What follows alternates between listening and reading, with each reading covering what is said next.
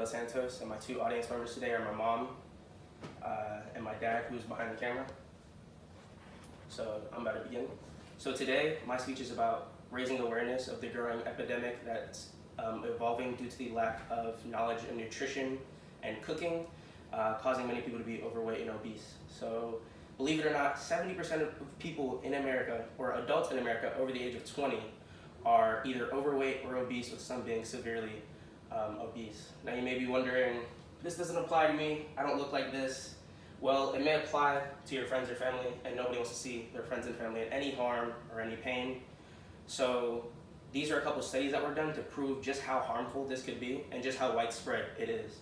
So the CDC and the National Institute of Diabetes and Kidney and Digestive Disease concluded that 39.8% of Americans are obese, while 7.6% of Americans are severely obese.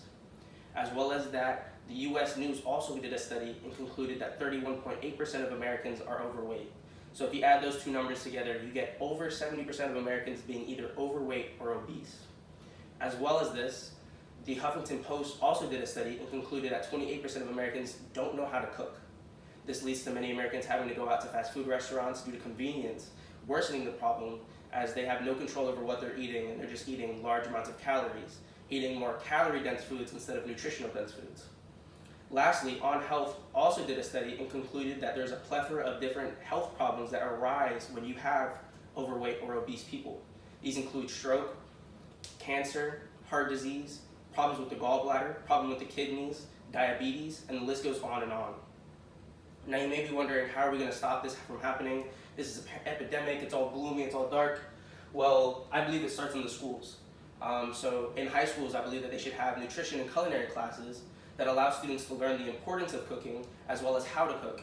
In addition to this, they also learn the importance of nutrition, making them more likely to watch themselves when they go to college and they have that first sense of responsibility. Once in college, I believe that the culinary facilities or cooking facilities on campus should be improved, as well as having supermarkets on campus for those that live on campus and are unable to drive.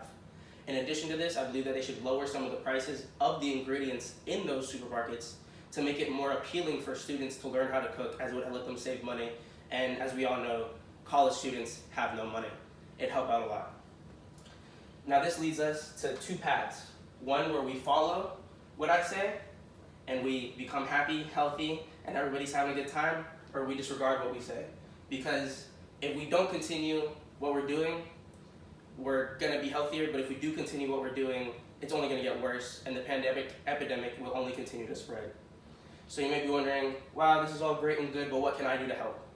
So there's a petition online that will be sent to the Florida governor that, if signed, will allow him to, realize the importance of this, and hopefully will push him to provide funding for high schools in order for them to have those culinary and nutritional classes, as well as having those culinary facilities implemented onto their campus. All in all, this is something that's a big deal, but it's not something that we can't stop. And with your help, I believe we can do this. Thank you for your time.